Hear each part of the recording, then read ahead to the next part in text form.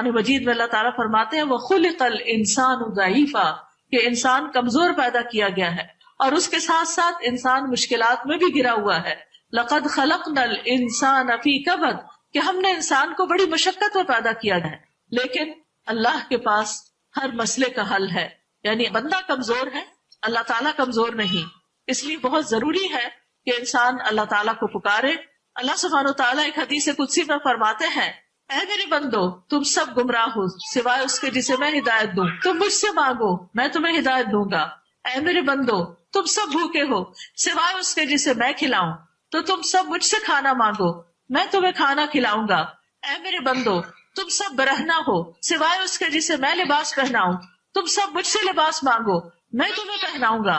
اے میرے بندو تم سب دن رات گناہ کرتے ہو اور میں سارے گناہوں کو بخشتا ہوں، تو تم مجھ سے بخشش مانگو میں تمہیں بخش دوں گا. اے میرے بندو تم اولین اور آخرین جن و انس ایک صاف چٹیل میدان میں کھڑے ہو کر مجھ سے مانگو اور میں ہر ایک کو وہ عطا کروں جو وہ مانگے، تو پھر بھی میرے خزانوں میں کبھی نہیں ہوگی مگر جتنی سمندر میں سوئی ڈال کر نکالنے سے پانی میں کبھی واقع ہوتی ہے. نتھنگ. ایک سوئی کو کیا پانی لگتا ہے، تو اللہ کے خزانوں میں کبھی نہیں آتی. اس لیے ہمیں کبھی بھی مانگتے ہوئے جھجکنا نہیں چاہیے، شرمانا نہیں چاہیے، ڈرنا نہیں چاہیے، اور مانگتے چلے جانا چاہیے اور رو رو کے مانگنا چاہیے، فریاد کر کر کے مانگنا چاہیے، اپنے گناہوں اور غلطیوں کا اعتراف کر کے مانگنا چاہیے. اور جو اللہ کی طرف پلٹتا ہے اس کو راضی کرتا ہے، نیک اعمال کرتا ہے اور یہ سمجھتا ہے کہ اللہ کے سوا کوئی مددگار نہیں، تو اللہ سبحانہ تعالیٰ اس کی مدد کرتا ہے. پھر یہ یاد رکھیے کہ وَلِلَّهِ خَزَائِنُ السَّمَاوَاتِ وَالْأَرْضِ آسمان و زمین کے خزانے اللہ کے پاس ہیں. تو جب وہ سارے خزانوں کا مالک ہے تو ہمیں دینے میں تو اس کو صرف کن کہنا ہے، اس کے لیے کیا مشکل ہے. تو اس سے مانگیے. وہ تو یہ دیکھ رہے ہیں کہ کس وقت میرا بندہ اس کی طرف پلٹتا ہے اور وہ اس کی سنتا ہے، اور پھر اسے کسی سے مشورہ نہیں کرنا. وہ ہر چیز پر پوری طرح قادر ہے. جو بھی بھلائی اور جو بھی تکلیف انسان پر آتی ہے اس کو پوری طرح ہٹانے پر قادر ہے. وہ اچھے حالات کو بھی پھیر سکتا ہے اور برے حالات کو بھی. اللہ تعالیٰ فرماتے ہیں وَإِن يَمْسَسْكَ اللَّهُ بِضُرٍّ فَلَا كَاشِفَ لَهُ إِلَّا هُ اگر اللہ تجھے کوئی تکلیف پہنچائے تو اس کے سوا اسے کوئی دور کرنے والا نہیں. جس مرضی کے پاس چلے جاؤ کوئی ہٹانے والا نہیں. اور اگر وہ تجھے کوئی بھلائی پہنچائے تو وہ ہر چیز پر پوری طرح قادر ہے. ساری مصیبتیں، ساری مشکلات اور سارے مسائل کا حل کرنے والا اللہ ہے. بلحجیم قبیلہ کے ایک آدمی سے روایت ہے، وہ کہتے ہیں میں نے پوچھا اے اللہ کے رسول آپ کن چیزوں کی دعوت دیتے ہیں، آپ کی دعویٰ کیا ہے؟ آپ نے فرمایا میں اس اللہ کی طرف دعوت دیتا ہوں جو ایک اکیلا ہے. وہ اللہ کہ جب تم پر کوئی مصیبت آتی ہے اور تم اسے پکارتے ہو تو وہ تمہاری مصیبت کو دور کرتا ہے. جب تم کسی بیابان اور جنگل میں راستہ بھول جاؤ اور اس سے دعا کرو تو وہ تمہیں واپس پہنچا دیتا ہے. جب تم قحط سالی میں مبتلا ہوتے ہو اور اس سے دعا کرتے ہو تو وہ تم پر پیداوار ظاہر کرتا ہے. تو اللہ سبحانہ تعالیٰ خود بھی چاہتے ہیں کہ ہم اس کو پکاریں. وَقَالَ رَبُّكُمُ ادْعُونِي أَسْتَجِبْ لَكُمْ تمہارا رب کہتا ہے کہ مجھے پکارو میں تمہاری پکار کا جواب دوں گا، میں تمہاری دعا قبول کروں گا. إِنَّ الَّذِينَ يَسْتَكْبِرُونَ عَنْ عِبَادَتِي سَيَدْخُلُونَ جَهَنَّمَ دَاخِرِينَ بے شک وہ لوگ جو میری عبادت سے تکبر کرتے ہیں ان قریب ذلیل و خوار ہو کر جہنم میں داخل ہوں گے. تو اس لیے خاص طور پر ان اوقات میں اللہ سبحانہ تعالیٰ کو پکارنا چاہیے جب اللہ تعالیٰ خود پکارتے ہیں اپنے بندوں کو کہ آؤ مجھے پکارو میں تمہاری دعائیں سنتا ہوں اور میں تمہیں دیتا ہوں. نبی صلی اللہ علیہ وسلم نے فرمایا جب رات کا پہلا تہائی حصہ گزر جاتا ہے تو اللہ تعالیٰ آسمان دنیا پر نزول فرماتے ہیں کہ میں بادشاہ ہوں، میں بادشاہ ہوں، کون ہے جو مجھ سے دعا کرے تو میں اسے قبول کر لوں، کون ہے جو مانگتا ہے مجھ سے تو میں اسے قبول کروں. وہ وقت ہوتا ہے کہ جب ہم یا تو غفلت کی نیند سو رہے ہوتے ہیں یا دنیا میں انسانوں کے ساتھ باتیں کر رہے ہوتے ہیں اور اللہ سبحانہ تعالیٰ کو بھولے ہوتے ہیں. فرماتا ہے کون ہے جو مجھ سے سوال کرے میں اسے عطا کروں، کون ہے جو مجھ سے بخشش طلب کرے میں اسے بخش دوں. اور یہی مسلسل طلوع فجر تک ہوتا رہتا ہے. اللہ تعالیٰ پکارتے رہتے ہیں اور ہمیں ضرور اس کی طرف متوجہ ہونا چاہیے کیونکہ اس نے دعا مانگنے کا حکم دیا ہے اور قبولیت کا وقت بھی اس نے بتایا ہے اور وہ قبولیت کا وعدہ بھی کرتا ہے اور وہ اپنے مانگنے والوں سے محبت بھی کرتا ہے. سفیان ثوری کہا کرتے تھے اے وہ ذات جس کو اپنے تمام بندوں میں سے وہ انسان سب سے زیادہ پیارا ہے جو اس سے مانگے تو کثرت سے اس سے سوال کرے، جو زیادہ مانگے اس سے. یعنی بندوں میں سب سے عزیز اس کو کون ہے جو سب سے زیادہ اس سے مانگتا ہے. اے وہ ذات جس کو اپنے بندوں میں وہ انسان سب سے زیادہ ناپسند ہے جو اس سے مانگتا نہیں، اور تیرے سوا کوئی بھی ایسا نہیں اے میرے رب، یعنی باقی مخلوق ایسی نہیں۔ پھر اسی طرح اللہ تعالیٰ بندوں کو خالی ہاتھ لوٹانے سے حیا کرتا ہے۔ اللہ تعالیٰ کو اس بات سے حیا آتی ہے کہ کوئی بندہ اس کے سامنے ہاتھ پھیلا کر اس سے خیر مانگے اور وہ انہیں خالی لوٹا دے۔ وہ ضرور عطا کرتا ہے، وہ ضرور خیر ڈالتا ہے، اور پھر جو بندہ اپنی حاجتیں اس کے سامنے رکھتا ہے وہ اس کی حاجتیں پوری کرتا ہے۔ رسول اللہ صلی اللہ علیہ وسلم نے فرمایا بے شک دعا فائدہ دیتی ہے، اس کے بارے میں جو نازل ہو چکا، جو مصیبت آ چکی اس میں بھی فائدہ دیتی ہے، اور اس کے بارے میں بھی جو ابھی نہیں اترا، یعنی آنے والی مصیبتوں کو بھی ٹال دے گی۔ بس اے بندو تم پر دعا کرنا لازم ہے۔ پھر رسول اللہ صلی اللہ علیہ وسلم نے یہ بھی فرمایا کہ اللہ کے نزدیک دعا سے زیادہ کوئی چیز معزز نہیں۔ عبداللہ بن عباس کہتے ہیں ایک دن میں رسول اللہ صلی اللہ علیہ وسلم کے پیچھے سوار تھا، آپ نے فرمایا اے لڑکے میں تجھے چند کلمات سکھا رہا ہوں، اللہ کے احکام کی حفاظت کرو اللہ تمہاری حفاظت کرے گا، یعنی تم اللہ کے حکم مانو، جو تم پر فرائض عائد ہوتے ہیں ان کو پورا کرو، اللہ تعالیٰ تمہاری ضروریات پوری کرے گا۔ اللہ کی حفاظت کرو تم اسے اپنے سامنے پاؤ گے۔ اللہ تعالیٰ کو ہماری حفاظت کی ضرورت نہیں، مراد اس سے ہے اس کے احکام کی حفاظت۔ جب مانگو اللہ سے مانگو، جب مدد چاہو اللہ ہی سے چاہو۔ پھر اسی طرح یہ کہ دعا کرنے سے کبھی عاجز نہیں آنا چاہیے، کبھی تھکنا نہیں چاہیے، کبھی یہ نہیں کہنا چاہیے کہ میری تو سنی نہیں جاتی۔ جو آدمی اللہ سے مانگتا نہیں اللہ تعالیٰ اس سے ناراض ہوتا ہے، اور مایوس ہونا کبیرہ گناہ ہے۔ اللہ تعالیٰ بندوں کی مایوسی پر مسکراتا ہے کہ کس طرح بندوں کا مسئلہ حل ہونے والا ہوتا ہے اور وہ دعا مانگنا چھوڑ دیتے ہیں۔ کس طرح جب ابراہیم علیہ السلام کو آگ میں پھینکا جانے والا تھا اور انہوں نے دعا کی حسبنا اللہ و نعم الوکیل، تو اس وقت اللہ سبحانہ تعالیٰ نے ان کو آگ سے بچایا۔ جس شخص کا باپ اور جس کی ماں اور جس کے بہن بھائی سب اس کے دشمن ہو جائے اور وہ اپنے ہاتھوں اس کو آگ میں پھینک رہے ہوں اور اس کو بچانے والا کوئی بھی انسان دنیا میں نہ ہو، تو اس کو کس نے بچایا؟ اس کو صرف اللہ نے بچایا۔ حسبنا اللہ و نعم الوکیل۔ تو ایسے مسائل جن کا آپ کے پاس کوئی حل نہیں، جن میں آپ کی کوئی بھی مدد نہیں کر رہا، کوئی آپ کو کام نہیں آ رہا، کسی کی کاؤنسلنگ، کسی کا وظیفہ، کسی کی کوئی بات، تو آپ اپنے رب کی طرف رجوع کریں، یا رب حسبنا اللہ و نعم الوکیل پڑھے۔ پھر اسی طرح یعقوب علیہ السلام اپنے بچوں سے کہتے ہیں جب ان کے بنیامین بیٹے بھی گم گئے، یا بنی اذهبوا فتحسسوا من یوسف واخیہ ولا تیأسوا من روح اللہ انہ لا ییأس من روح اللہ الا القوم الکافرون۔ اے میرے بیٹو جاؤ یوسف اور اس کے بھائی کا سراغ لگاؤ اور اللہ کی رحمت سے مایوس نہ ہو، بے شک حقیقت یہ ہے کہ اللہ کی رحمت سے نا امید نہیں ہوتے مگر وہی جو کافر ہیں۔ پھر تکرار سے دعا کریں، تکرار اور اصرار اور ہاتھ اٹھا کر اور پھر خوب بلند کر کے۔ ایسے بعض اوقات ہم کرتے ہیں یوں کر کے مٹھی بند کی بھی ہوتی ہے اور دعا کر رہے ہوتے ہیں، نہیں، کھولے ہاتھوں کو، ہاتھ اونچے کریں اور پکار پکار کے اللہ تعالیٰ کو فریادیں کر کر کے اللہ سے دعا مانگے، توجہ اور دل سے دعا مانگے۔ یہ نہیں کہ آپ ہاتھ اس طرح رکھ کے پریشان حال بیٹھے ہوئے ہیں اور بس دل میں سوچ رہے ہیں اچھا اللہ تعالیٰ آپ ہی ہیں جو کچھ کر دیں، آپ کرنا چاہیں تو کر دیں۔ نہیں، ایسے نہیں دعا کرنی، پورے یقین کے ساتھ، توجہ کے ساتھ، دل کے ساتھ، پختگی کے ساتھ، اور جلد بازی سے بھی بچنا ہے کہ میں نے بہت دعا کر لی اب تو میری دعا قبول نہیں ہوئی تو اب مزید تو کرنے کا شاید فائدہ نہیں۔ پھر اسی طرح یہ ہے کہ بدر کے موقع پر کس طرح نبی صلی اللہ علیہ وسلم نے اللہ تعالیٰ کو پکارا اور بار بار پکارا۔ اس طرح کہ حضرت علی کہتے ہیں کہ غزوہ بدر کی رات ہم نے دیکھا، اور یہ اللہ کے رسول ہیں، کہ ہمارے درمیان ہر شخص سو جاتا تھا سوائے رسول اللہ صلی اللہ علیہ وسلم کے، جو ایک درخت کے نیچے نماز پڑھتے جاتے تھے اور روتے جاتے تھے یہاں تک کہ صبح ہو گئی۔ ہم جنگ بدر میں کامیابی کا ذکر تو بڑے فخر سے کرتے ہیں، لیکن اس کے پیچھے رسول اللہ صلی اللہ علیہ وسلم کی دعاؤں کو بھول جاتے ہیں کہ کس طرح انہوں نے رو رو کر ساری رات دعا کی۔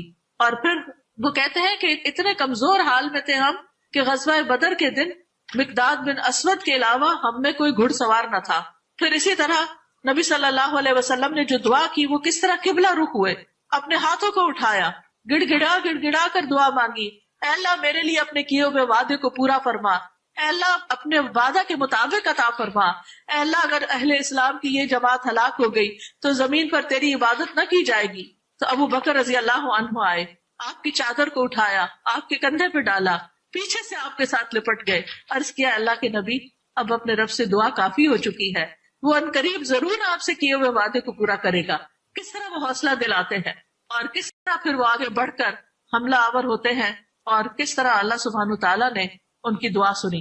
نبی صلی اللہ علیہ وسلم پر جادو ہو گیا تھا اور اس میں آپ جو کچھ پیش کرتے تھے دین کے معاملات میں اس میں تو کوئی خلل نہیں آیا، لیکن جو آپ کے اپنے ذاتی معاملات ہوتے تھے اس میں کچھ بھول کا بھی بازو کا شکار ہو جاتے تھے، آپ کی کیفیات کچھ بدل گئی تھی. تو آپ صلی اللہ علیہ وسلم نے کیا کیا؟ حضرت عائشہ کہتی ہیں بنو زریق کے ایک یہودی لبید بن عاصم نے رسول اللہ صلی اللہ علیہ وسلم پر جادو کر دیا، جس کی وجہ سے رسول اللہ صلی اللہ علیہ وسلم کو کسی چیز کے بارے میں خیال ہوتا کہ آپ نے وہ کام کر لیا ہے، حالانکہ وہ کیا نہ ہوتا تھا. حتیٰ کہ ایک دن یا رات آپ میرے پاس تھے اور آپ نے بار بار دعا کی، پھر فرمایا اے عائشہ کیا تمہیں معلوم ہے کہ جو کچھ میں نے اللہ سے پوچھا تھا اللہ نے مجھے اس کا جواب دے دیا ہے. یہ اس غور سے دوبارہ سنیے کہ نبی صلی اللہ علیہ وسلم حضرت عائشہ کے گھر میں تھے، آپ نے بار بار دعا کی، بار بار دعا کی. پھر حضرت عائشہ سے کہا تمہیں معلوم ہے جو کچھ میں نے اللہ سے پوچھا تھا اللہ نے مجھے اس کا جواب دے دیا. میرے پاس دو آدمی آئے، ان میں سے ایک میرے سر کے پاس، دوسرا میرے پاؤں کے پاس بیٹھ گیا. ایک نے اپنے دوسرے ساتھی سے پوچھا اس صاحب کو کیا بیماری ہے؟ دوسرے نے کہا اس پر جادو کیا گیا ہے. اس نے کہا کس نے جادو کیا ہے؟ دوسرا نے کہا اس لبید بن عاصم نے کیا ہے. پوچھا کس چیز میں ہے؟ بتایا کنگھی اور جھڑنے والے بالوں میں. پھر انہیں نر کھجور کے خوشے میں رکھا ہے. پوچھا یہ جادو کہاں ہے؟ کہا زروان کے کنویں میں.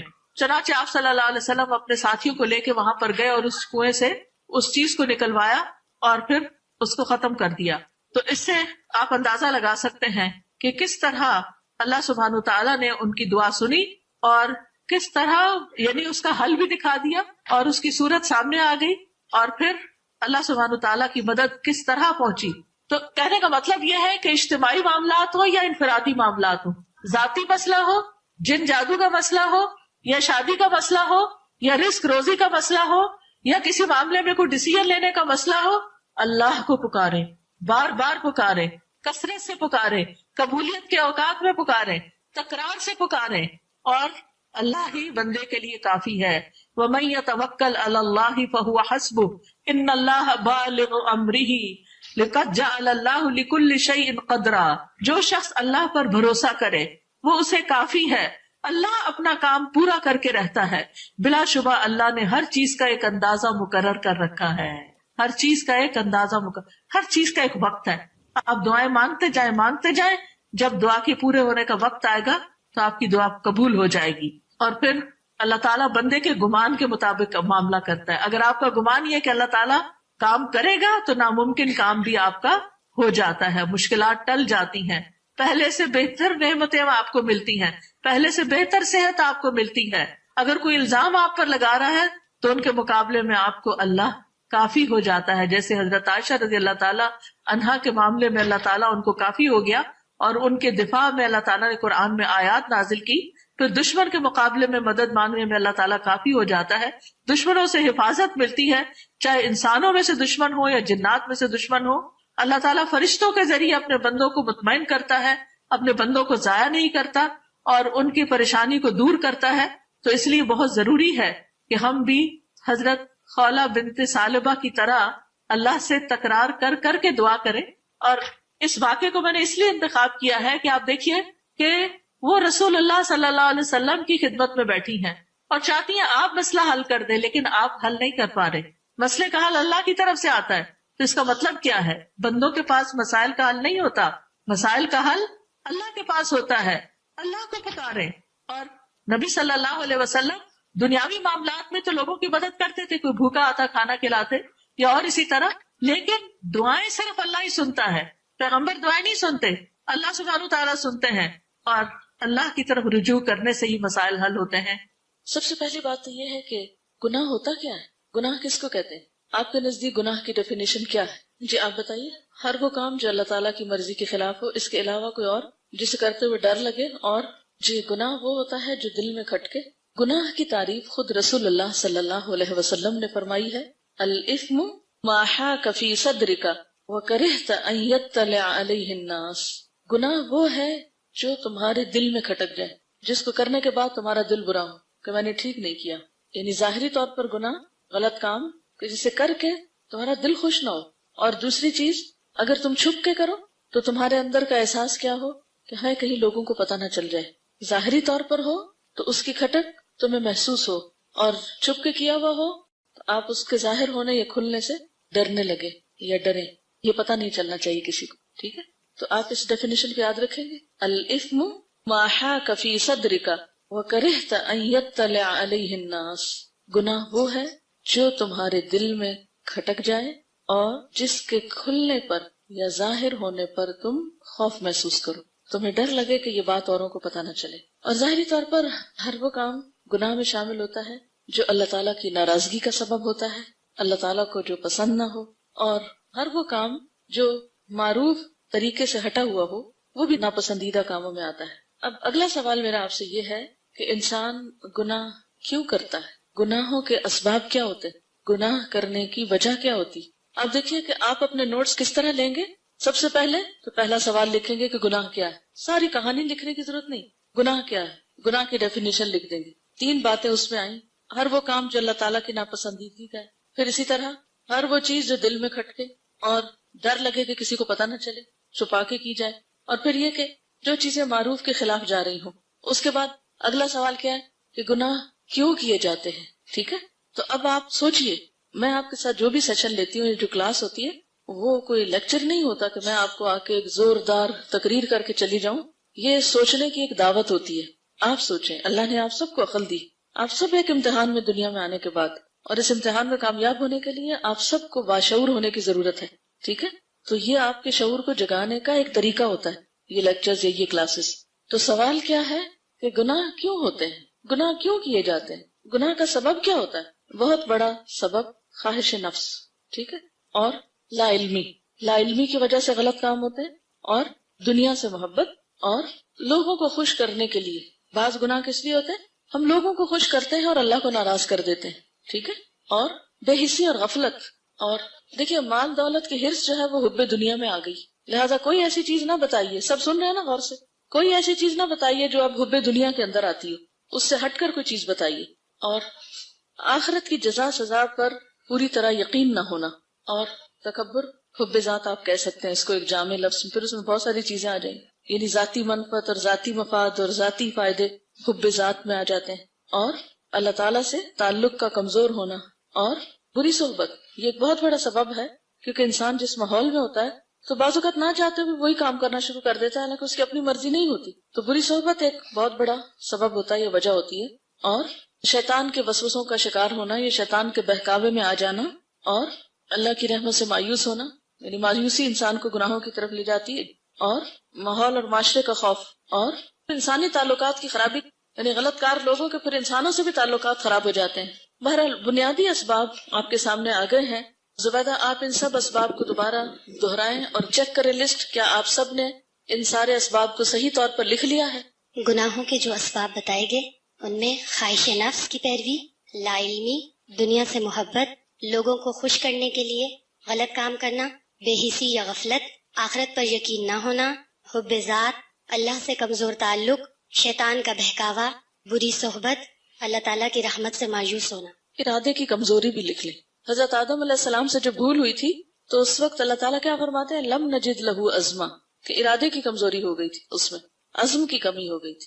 کیونکہ جب ہم بعض اوقات ایک غلط کام نہیں کرنا چاہتے لیکن کیا ہوتا ہے، ہم ڈھیلے پڑ جاتے ہیں، تو ارادے کی کمزوری اس میں شامل ہو جاتی ہے. اب آپ دیکھیے کہ کتنے سارے اسباب ہیں، ان سب اسباب پہ ایک نظر ڈالیے. جب بھی ہم نے غلط کام کیا تو کیا انہی میں سے کوئی ایک سبب نہیں تھا؟ بعض اوقات لا علمی تھی، بعض اوقات غفلت، بے حسی، بعض اوقات انا پرستی یا حب ذات، بعض اوقات ارادے کی کمزوری. یہ ساری چیزیں ہیں نا ہم سب کے ساتھ. شیطان بھی ہے، عدو مبین، کھلا دشمن ہے. بعض اوقات ماحول اور صحبت، یہ ساری چیزیں ہم سے غلط کام کراتے. آپ یوں سمجھیں کہ ہم کھڑے ہیں نا، امیجن کریں اپنے آپ کو، اور یہ جتنی بھی چیزیں ہیں ان سب کو ایک تیر کی شکل دیں. یہ سارے تیر آپ کی طرف آ رہے ہیں. تو آپ دیکھ سکتے ہیں کہ ہم کتنے خطرات میں گھرے ہوئے ہیں، کتنی چاروں طرف سے جلغار ہیں، اندر سے بھی اور باہر سے بھی، ہے یا نہیں؟ پھر بھی اگر ہم میں سے کوئی یہ کہے کہ نہیں، میں تو کوئی غلطی کرتی نہیں، یہ میرا تو کوئی قصور ہے، میں تو بہت پاک باز بیوی ہوں، کوئی کہہ سکتا ہے ہم میں سے؟ کون کہتا ہے؟ کون سمجھتا ہے؟ کون اس بھول کا شکار ہے؟ کون اس غلط فہمی میں؟ اگر وہ کوئی ہے اس غلط فہمی میں جو یہ سمجھتا ہو کہ میرے میں قصور کوئی نہیں اور میں نے گناہ نہیں کبھی کیا، یہ میری غلطی کوئی نہیں، تو وہ کتنے بڑے دھوکے میں ہے کہ نہیں؟ ہے نا دھوکے میں. کیا واقعی ہم سمجھتے ہیں کہ ہم سب سے گناہ ہوتے ہیں؟ کیا واقعی ہم چاہتے ہیں کہ ہمارے گناہ معاف ہو جائیں؟ کیا واقعی ہم چاہتے ہیں کہ ہمارے گناہ دھل جائیں؟ ہم